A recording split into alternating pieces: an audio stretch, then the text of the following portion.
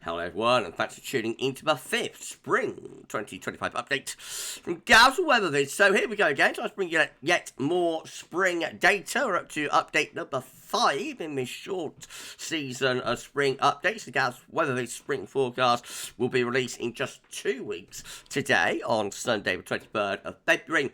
But I've got more data to bring you this week and next, and I should get on your 5th spring update in a moment. Just say that first. Video sales are 6 a.m. UK weather forecast, and we're going to be live at 6 p.m. with Potato Ball Team Day, and of course we'll add in a little bit of Ensembles Watch as well with that, I expect. So please like, share and subscribe on all today's videos and content, and thank you so much for doing that for GavsWeatherVids. Thank you so much, Richard Ricardo. You said to my good friend Richard Shaw for our amazing spring updates. Yeah, we're going to be naming the bird, by the way, on the stream tonight. So I'm going to get everybody's entrance together, and we'll put them all on the name picker. And that little bird, whatever it is, I think it's a tit, isn't it? Anyway, that's going to have a name to it by the end of the live stream of this evening. So thank you so much, Ricardo. So much, Richard Shaw, for our lovely spring updates gift. Right, okay, what's he doing? Yes, I was going to say thanks to Terry. This is a bit of a soda special this week. So all of the years have been suggested by our good friend Terry Scully this week. Thank you so much, Terry, for suggesting the names, not the names I'm talking about, John the Bird, for suggesting the years, the spring years, on this update. Of course, thank you to Shrine as well. Have the week off, but Shrine will be back in business next week. So hashtag Team Gav, always doing an incredible job for us. Thank you so much, guys. I love it. Love it. Okay, well, let's go to solarham.net just to set the scene. So, solar activity is at moderate levels, actually, and is expected to remain at moderate levels as well for the next 3 days. We're pretty much at solar maximum, so the following springs that you're going to see are actually sort of springs around solar maximum. Sometimes that's 1 year, sometimes there's an overlap, and it involves 2 years. Right, okay, so the first spring is going to be the spring of 1958. This one with blocking around Greenland, and we see low pressure through the north and through Western Europe, winds coming in from the east. It's a cold early spring, has very cold weather at the end of February and into March. I think the rest of the spring is just rather cool and unsettled in what is a very uninspiring year, actually, in 1958. You've got 1968 showing up next. This looks like quite an unsettled spring as well. The only difference, in fact, probably a bit milder, with winds tending to be coming up more from a southwesterly direction, but quite a mixed spring, I think, in 1968. And they have 1969, which of course follows a very cold February. And I think that cold weather does continue into March to some degree, less of a degree, but some degree. So some blocking to the north, low pressure south winds in from the east. Eventually it gets much warmer though, I think, as we get later on into the spring. Things really pick up. And the summer of 1969 isn't too bad either. 1979 is a very cold spring, following on from a very cold winter. When you have a very cold winter, often that pattern will keep repeating into the spring. 79 is a good example of that, with a mid-Atlantic ridge forming a blocking area of high pressure, and the jet stream is down there somewhere, blimey. Even snowing into May in 1979, so regular cold interludes and a very, very cold 6 months through the winter and spring of 78 to 79. Right, got 1980 showing up next. This is a warmer spring, I think, with high pressure generally to the north and low pressure to the south. Lots of easterly winds in the spring of 1980. Of course, spring is the most easterly of the seasons, and May is actually the most easterly of the month. The Atlantic always at its weakest in the spring, so, you know, not particularly uncommon have an easterly spring. But I think that spring does have a lot of easty winds, and quite mild, quite pleasant spring as well in 1980. 1989 is looking like this, so the analogues that I think need to know about this spring.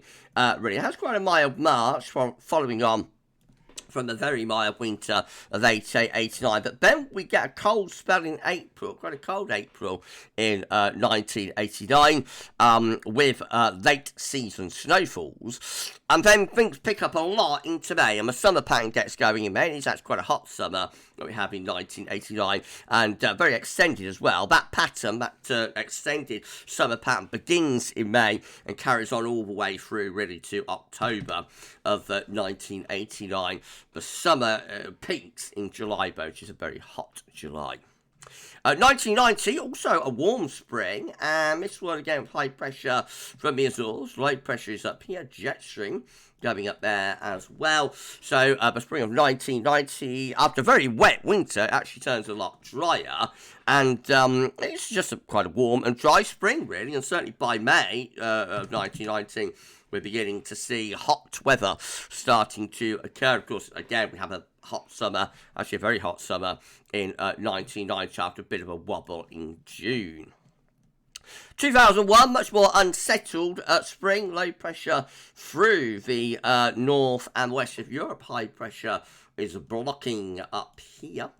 So that's quite a cold spring, has regular cold snaps through March and April. May's warmer, and overall it is a much more, it is a very unsettled spring that we have in 2001, and there is some snow at times in March and April as well, which are both quite cold. Very wet April.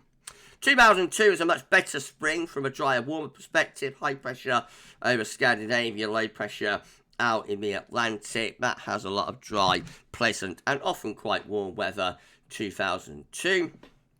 And then finally we have 2014 with high pressure sitting over and to the east of the country, low pressure out here, actually going up there. This is another pretty dry and warm spring that we have in 2014 as well. Follows on from that extraordinarily wet and stormy winter of 2013-14. The Atlantic blows itself out of steam by the beginning of March. But spring's not too bad at all, really. Lots of dry, pleasant, and often quite warm weather in 2014.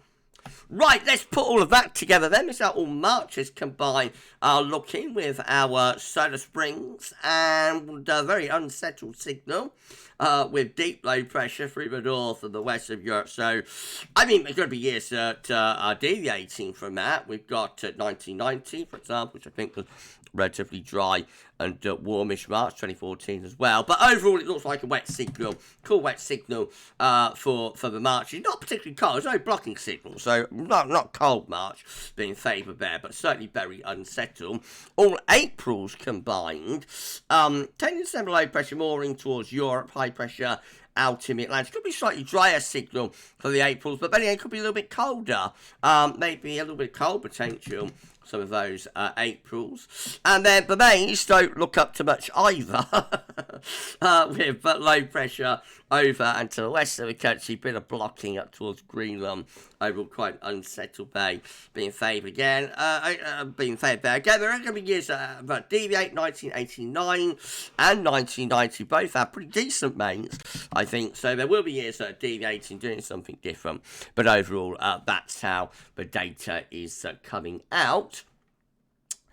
For the Mays, and then all springs combined lastly looks like that for our solar matches, and once again it's an unsettled signal for B springs, low pressure through the west of Europe, and we favour overall a wet, not particularly cold spring. There's no blockings, force cold air down into the mid-latitudes, really, but we do favour an unsettled and pretty wet spring there a lot of the time by the look of it. Oh dear. Well, never mind. We've still got one more update to do next week. But that's it for your 5th update for spring 2025. A nice little update there. Hope you enjoyed it. If you did, please give us a like, share, subscribe, all of that good stuff. And thank you so much, everyone, for doing that. Thank you so much. Thanks so to Ricardo, Richard True for the gift. Thank you so much to Terry for sorting out those years for us. And of course, thank you so much to Shryan as well. And hashtag Team Gav. Thank you, Team Gav. Right, well, we're going to be back at 6 p.m. with your 10 to 14 day live. I shall see you for that. We'll be naming the bird on stream as well. So see you a little bit later on for our Sunday evening live stream. But for the 5th spring 2025 update, that's all for now. And thanks for watching.